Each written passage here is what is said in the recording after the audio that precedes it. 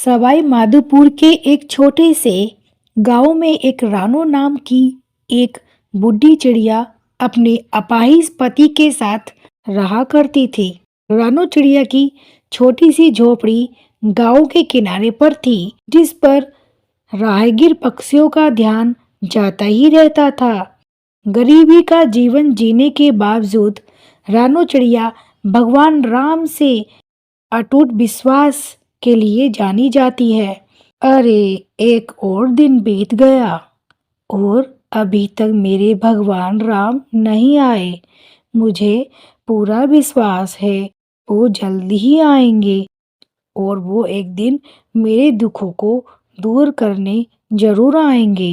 अरे रानो, मुझे भूख लगी है। हाँ हाँ जी, लेकर आती हूँ। ये रही राम जी की थाली और ये रही मेरे पति की थाली। अरे रानो, मैं तुम्हें 25 साल से राम जी की थाली लगाते हुए देख रहा हूँ। रानो, तुम्हें विश्वास है कि भगवान राम आएंगे? हाँ हाँ, मुझे पूरा विश्वास है। मेरी झोपड़ी में राम जरूर आएंगे और वो जानते हैं कि मैं उनका इंतजार कर रही हूँ। हर रोज रानो चिड़िया अपनी झोपड़ी की सफाई किया करती थी और राम जी के लिए चावल बनाया करती थी, इस उम्मीद से कि राम जी उसके घर जरूर आएंगे। उसकी आस्था का सभी लोग मजाक उड़ाया करते थे। कालू कौआ जब भी उस रास्ते से गुजरता, उसका मजाक उड़ाया करता।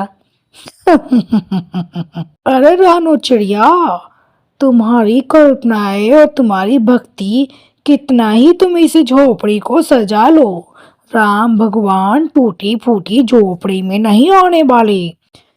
अरे कालू भाई, तुम जब भी यहाँ से गुजरते हो मुझे यही बात बोलते हो।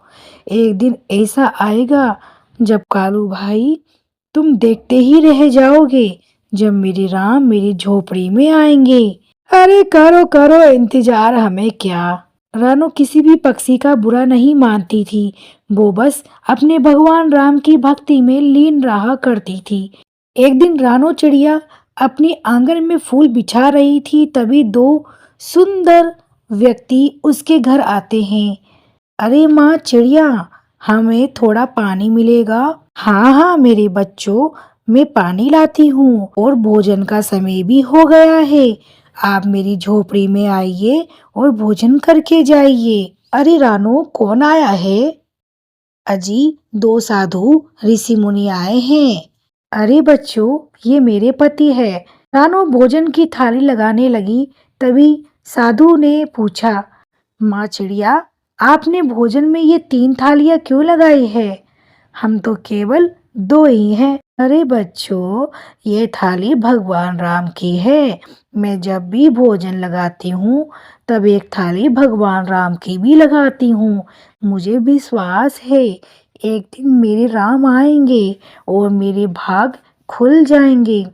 इस भोजन को वो जरूर ग्रहण करेंगे। दोनों साधुओं ने रानो चिड़िया से बहुत देर तक बातें की और जैसे ही शाम हुई, रानो चिड़िया से बोलते हैं, चिड़िया माँ, आपसे मिलकर हमें बहुत ही अच्छा लगा और राम की भक्ति देखकर हम बहुत प्रसन्न हुए। धन्यवाद मेरे बच्चों, बस मेरी भी यही इच्छा है कि राम जी मुझसे ऐसे ही मिलने आए जैसे आप लोग यहाँ मेरे इस टूटी फूटी झोपड़ी में आए हैं। चिड़िया माँ, आपकी भक्ति जीत गई है। चिड़िया माँ, देखो मैं तुमसे मिलने आ गया हूँ। तभी साधु ऋषि राम और लक्ष्मण के रूप में आ जाते हैं और रानो चिड़िया को खुशी का ठिकाना नहीं होता है। उसकी भक्ति अब जीत गई थी। बस चिड़िया माँ, आपके दुख अब दूर हो जाएंगे। अब मेरे आशीर्वाद से सब कुछ ठीक हो जाएगा। जैसे ही भगवान राम आशीर्वाद देते हैं, रानो चिड़िया का पति उड़ने लगता है। देखते ही देखते ही रानो चिड़िया की झोपड़ी सोने के महल में बदल जाती है और उसके घर में धन वैभव का भंडार हो जाता है। रानो चिड़िया का मजाक जो भी पक्षी उड़ाया करते थे, वो रानो की राम भक्ति को देखकर आश्चर्यचकित हो गए। आपको ये कहानी कैसी लगी, कमेंट करके जरूर बताएं। एक जंगल में बूढ़ी चिड़िया रहती थी। उसकी उम्र 100 साल की थी। बूढ़ी चिड़िया शांतिपूर्वक व साधारण जीवन जी रही थी। कहने को बूढ़ी चिड़िया की उम्र 100 साल की थी, पर बूढ़ी चिड़िया को देखकर कोई कह नहीं सकता था कि इनकी उम्र 100 साल की है। इसी जंगल के पक्षी बूढ़ी चिड़िया का मजाक उड़ाया करते थे।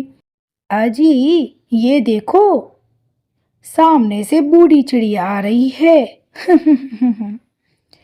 इस जंगल की सबसे पुरानी और बूढ़ी चिड़िया है ये। अरे और कैसे हो कालू बेटा? कहीं तुम्हारी कमर तो नहीं लचकी ना? अरे मेरी कमर तो ठीक है, लेकिन आपको मेरी कमर के बारे में कैसे पता चला? अरे बेटा, जंगल की हर खबर मुझे पता रहती है। इतना कहकर बूढ़ी चिड़िया बाजार चली जाती है। अजी, इस बूढ़ी चिड़िया का कुछ तो कुछ करना ही होगा। अरे तुम छोड़ो भी ना, चलो हम दोनों बर्गर पिज्जा खाने चलते हैं। अरे नीलू चिड़िया, मुझे मोटा अनाज, ज्वार, बाजरा और रागी दे देना। घर में मेरे सारे सामान खत्म हो गया है। हाँ हाँ बूढ़ी चिड़िया, मुझे अच्छे से याद है। मैं ही तो आपको हमेशा मोटा अनाज देती आई हूँ। बूढ़ी चिड़िया मोटा अनाज लेकर जा ही रही होती है कि सामने से कालू और काली आते हैं। अरे अरे बूढ़ी चिड़िया, हमेशा ज्वार बाजरा लेकर घूमती ही रहती हो। आइए हमारे साथ बर्गर पिज्जा खाने चलो। आज तुम्हें जन्नत की सैर करवाते हैं। अरे कालू बेटा, मुझे मेरे नरक में ही रहने दो। बूढ़ी चिड़िया का जवाब सुनकर काली और कालू को गुस्सा आ जाता है। घर जाकर बूढ़ी चिड़िया मोटा अनाज बनाकर ज्वार रागी खाने लगती है। तभी उनके घर बूढ़ी चिड़िया की बेटी और दामाद कुछ कपड़े और राशन लेकर आते हैं। मम्मी, आप कहाँ हैं? मैं आ गई हूँ। हमारे साथ आपकी बेटी का बेटा आया है, कब पर नातिन आया है। हाँ हाँ बेटा, मैं तुम्हारी ही इंतजार कर रही थी। मैंने तुम्हारे परिवार के लिए पहले से ही खाना बनाकर रखा है। अरे मम्मी, हम अपनी व्यवस्था करके आए हैं। हम तो बस आपसे मिलने चले आए और सोचा आपको आपके परनाती से मिला दे। पता नहीं फिर कभी आप देख पाओगी या नहीं। अरे बेटी, चिंता मत कर, भगवान ने चाहा तो मैं 100 साल और जी लूंगी। फिर बूढ़ी चिड़िया का दामाद और उसकी बेटी बाहर जाते हैं और बाहर जाकर अरे देखा भाग्यवान, सासू माँ जी अभी तक बेड पर नहीं पड़ी है। ये देखो, हमारे लिए खाना बनाकर हमें ही खिला रही है। इतनी कड़ाके की ठंड है, फिर भी इनको ठंड नहीं लगती। कब तुम्हारी मम्मी परलोक जाएगी? कब हमें जमीन मिलेगी?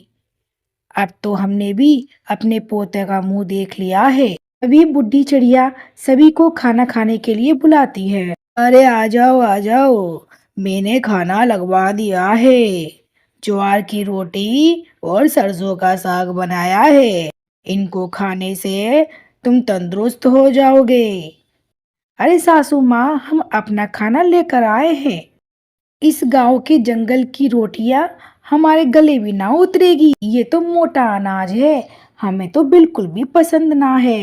हाँ हाँ ठीक है, तुम मत खाओ, मैं इसे रखकर सुबह ही खा लूंगी। बूढ़ी चिड़िया मोटा अनाज की रोटी खाती है और उसका परिवार शहर का लाया हुआ बर्गर पिज्जा खाते हैं और सो जाते हैं। हमेशा की तरह बूढ़ी चिड़िया सुबह जल्दी उठकर व्यायाम करती है, लेकिन उसका परिवार अभी भी गहरी नींद में सो रहा था।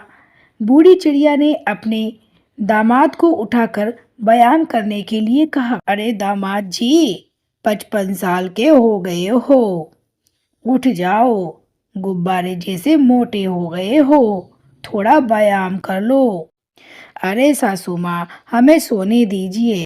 हर सुबह की तरह बूढ़ी चिड़िया शहर पर निकल जाती है और चलते चलते वो कालू चिड़िया के घर तक पहुंच जाती है। अरे काली बेटा, क्या हुआ? तुम क्यों रो रही हो? अरे बूढ़ी चिड़िया, आपको पता नहीं, मेरे पति को दिल का दौरा पड़ गया है और कल रात ही मैंने उन्हें हॉस्पिटल में भर्ती कराया है और अब हॉस्पिटल से छुट्टी लेकर घर लेकर आई हूँ। फिर भी उनकी तबीयत अच्छी नहीं है। अरे बेटा, तुम दोनों तो मुझे रास्ते में मिले थे। हाँ हाँ बूढ़ी चिड़िया, ये सब पिज्जा बर्गर के कारण ही हुआ है। पक्षियों की ऐसी दुर्दशा देखकर बूढ़ी चिड़िया सहम जाती है। बूढ़ी चिड़िया अपने घर पहुंचती है और अपनी बेटी को बात बताने वाली ही होती है, तो वो देखती है उसकी बेटी और दामाद चाय के साथ चीज ब्रेड खा रहे होते हैं। अरे फिर से शुरू हो गया तुम्हारा शहरी नाश्ता? क्यों रोगों को बुलावा दे रहे हो तुम लोग? इस जंगल में क्या चल रहा है पता है तुम्हें? कालू को दिल का दौरा पड़ा है। उसकी उम्र अभी 33 साल की है। बस उसकी पत्नी बहुत तेज रो रही थी। तुम सबका कुछ नहीं हो सकता, करो अपनी मन मर्जी। तभी डाकिया बूढ़ी चिड़िया के घर आता है। अरे बूढ़ी दादी, सरकार ने आपके लिए एक कार्यक्रम आयोजित किया है जिससे वो आपको तंदुरुस्त पक्षी के उपलक्ष्य में आपको नवाजना चाहती है, सम्मान करना चाहती है आपका। अरे वाह बेटा वाह, ये तो बहुत बड़ी अच्छी बात है मेरे लिए। मैं जरूर आऊंगी अपने परिवार के साथ। बूढ़ी चिड़िया अपने परिवार के साथ तंदुरुस्ती का अवार्ड लेने पहुंच जाती है और हमारे बीच मौजूद है सबसे तंदुरुस्त पक्षी। आइए और नाम लीजिए। धन्यवाद आप सभी को, पर मेरी एक ही विनती है कि आप सब अपने शरीर का ध्यान रखें और मेरी तरह मोटा अनाज का उपयोग करें। बूढ़ी चिड़िया पुरस्कार लेकर अपने परिवार के साथ जंगल आते हैं, तो जंगल के सारे पक्षी बूढ़ी चिड़िया के सम्मान के लिए दावत आयोजित करते हैं और उस दावत के अंदर केवल मोटा अनाज का ही उपयोग किया जाता है। चांदी चिड़िया इस जंगल में बहुत सुंदर चिड़िया थी। उसके पंख सबसे अलग थे। इसी वजह से चांदी चिड़िया को घमंड हो गया था। रानो चिड़िया उसके पास आती है।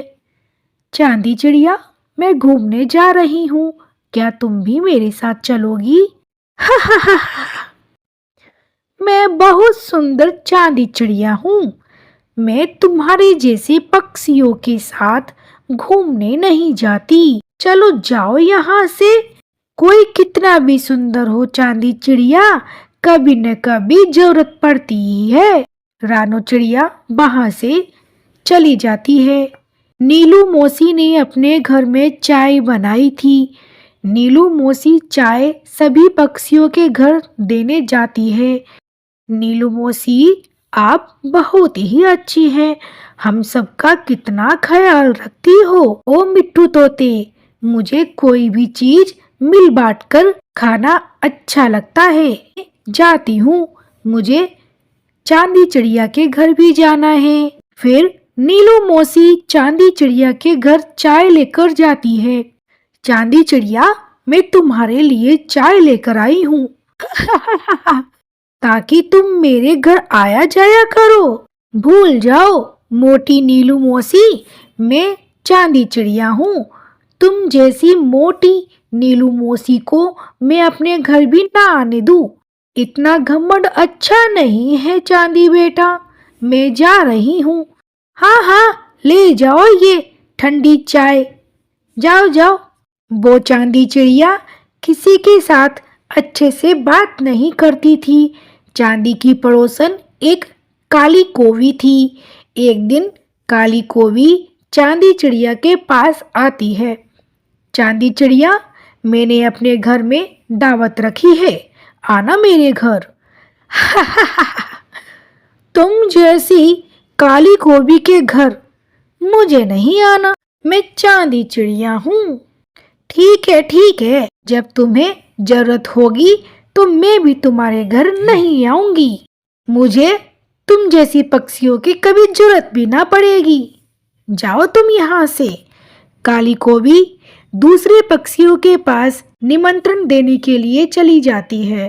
फिर एक दिन सभी पक्षी नदी किनारे आपस में बातें कर रहे थे। तभी चांदी चिड़िया वहां आ जाती है। तुम में से कोई भी मेरा जैसा सुंदर नहीं है, क्या तुम्हें ये सब पता है? हाँ हाँ चांदी चिड़िया, तुम बहुत ही सुंदर हो। तुम सब पक्षी मेरे घर की तरफ न आया करो, मुझे बिल्कुल भी अच्छा नहीं लगता। तुम सब मुझे बिल्कुल भी अच्छे नहीं लगते हो। नाना चांदी चिड़िया, हम तुमसे दोस्ती करना चाहते हैं, तुम बहुत ही सुंदर हो। चेहरा देखा है काले मुंह वाले कौवे। फिर क्या, चांदी चिड़िया सभी को सुनाकर वहां से चली जाती है। कुछ दिन बाद चांदी चिड़िया के पंख में चोट लग जाती है, जिसके कारण चांदी चिड़िया उड़ नहीं पाती है। वो अकेले घर में बैठे बैठे रो रही थी। मैं दवा कैसे लेकर आऊंगी? मुझसे तो उड़ा भी नहीं जा रहा है। अगर मेरा कोई दोस्त होता तो मेरी मदद करता। चांदी चिड़िया घर के अंदर से सबको आवाज दे रही थी, पर कोई भी चांदी चिड़िया की तरफ नहीं देख रहा था। वो कोई भी सहायता नहीं कर रहा था। अंत में चांदी चिड़िया को एहसास हो जाता है कि उसने सभी पक्षियों के साथ अच्छा व्यवहार नहीं किया। आपको ये कहानी अच्छी लगी, लाइक करें, सब्सक्राइब करें। Mishu Tony TV.